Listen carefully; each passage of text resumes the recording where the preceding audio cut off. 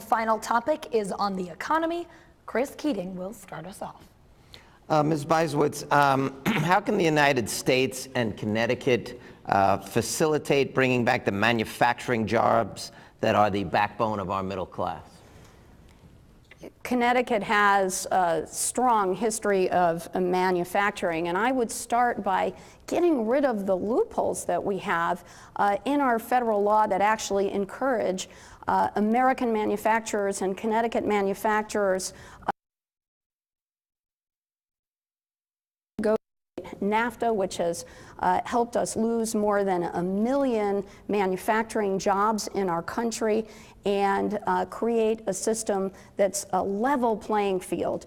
We should have fair trade, not free trade, and that means that because other countries do not have the labor laws and the environmental laws and the health and safety regulations that we do, we should make sure that our trade agreements are negotiated on a level playing field. We should also, as a country, invest in basic research, because that is the basis of our manufacturing prowess in our country. And unfortunately, over the past decade, we've stopped doing that.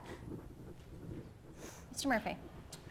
Well, listen, I'm here because of Connecticut's manufacturing jobs. My mother grew up in New Britain, Connecticut, in public housing, and she had food on the table because her grandfather and, frankly, her father both had jobs across the street at Fafner Bearing. Those jobs aren't here any longer, but this economy can't survive in the long run without a manufacturing footprint. I'd go back to my answer to the last question. The Buy America movement is a big part of the answer. The Defense Department continues to be the biggest purchaser of goods from manufacturers in this country, and we're leaving 600,000 manufacturing jobs on the table simply because the U.S. government is sending manufacturing work overseas. But here's another way we can help American manufacturing. I just came this morning from a company in Bloomfield, Connecticut, R&D Dynamics. R&D Dynamics is growing, but they can't find engineers. They can't find people to help them innovate the next generation of products that they can sell to the world. I know President Herbst and UConn wants to be part of the solution here. I know that they want a federal government that's going to support them with funding for more science, technology, and engineering program. Workforce is a big part of the solution here as well. Mr. Murphy, Lori has a follow-up question. Did the stimulus plan work? It added around 2 million jobs to this economy. I'm sure there are some people who think that the stimulus bill was going to fix the economy overnight. The fact was, this president and that Congress inherited an economy that was about to fall into a depression, not a recession. The stimulus bill, I believe, saved us from that depression, and it made some pretty important lasting impacts here in Connecticut.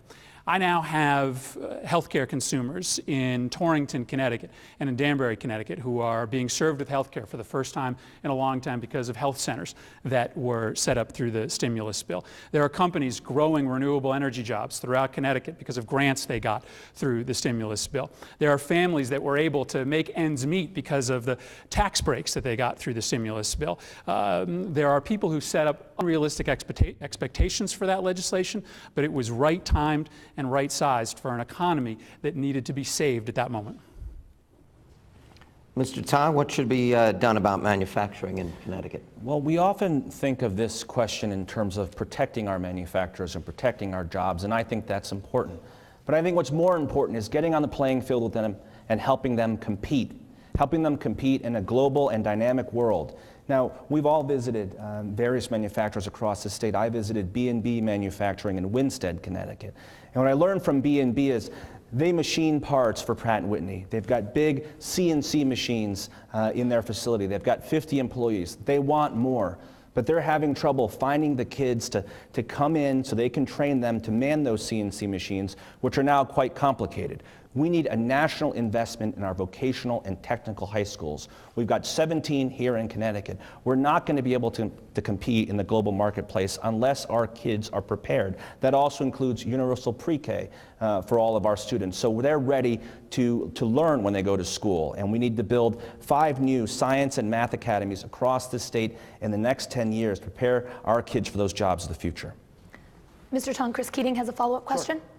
Specifically on Pratt & Whitney, they have plants all over the world, as you know, and their employment base in Connecticut is quite down from what it used to be. What specifically can be done to stabilize Pratt & Whitney and increase manufacturing here? Again, as I said, Pratt & Whitney is served not just by the workers at Pratt, but by those machine shops like B&B Manufacturing, Winstead. What we've got to do is continue to show Pratt and GE and the other companies in the state that we're educating a workforce that they can rely on. The other thing we've got to do is change the way the federal government approaches the tax treatment of foreign profits. Profits abroad the taxation of foreign profits abroad can be deferred indefinitely. That's what we mean when we say you get a tax break for moving jobs overseas. That policy just doesn't work anymore. We've got to find a way to encourage companies to establish operations here, to build here, to manufacture here, and to make Connecticut and our community a priority. Mr. Oakes, your ideas for bringing back manufacturing jobs. Well, everyone up here had a great idea, and they were all different. And that's the good thing about having these type of conversations, coming together and putting all these good ideas, together. So I believe it's $500 billion trade deficit that we have. I'm a firm supporter of increasing taxes on shipping goods overseas and having them shipped back here. And it's not to punish anyone, it's to make it easier for the manufacturers to decide to keep jobs here. It'll make them, you increase the shipping costs, they're gonna, it'll be more expensive to send it overseas, we'll keep the jobs here. And that's what it's about, and creating new jobs to make the items here in the United States. The Chinese, their wages are increasing now, and it's getting more expensive for our items to be made over there. So, those jobs are going to be coming back home. I think if we made it more expensive for the big, most of you probably in this room have iPads, or iPhones. Most of those parts are made in China. And that's fine. But if we made it more expensive to ship those items back and forth, we'd end up keeping those jobs here in the United States and Connecticut.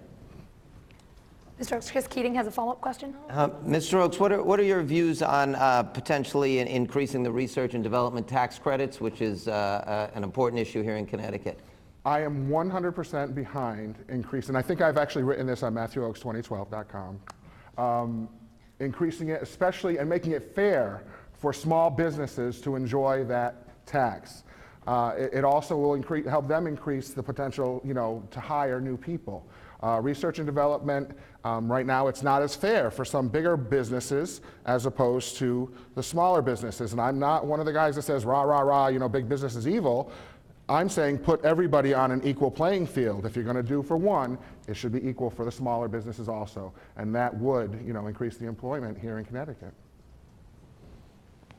And Ms. Whitman, what should be done about manufacturing in Connecticut? Well, there's money overseas, as you know, but when they've given forgiveness for them to bring the money back, they don't spend it because the bottom line is it's about supply and demand, and people have no money to buy goods. If they have no money to buy goods, there's no manufacturing.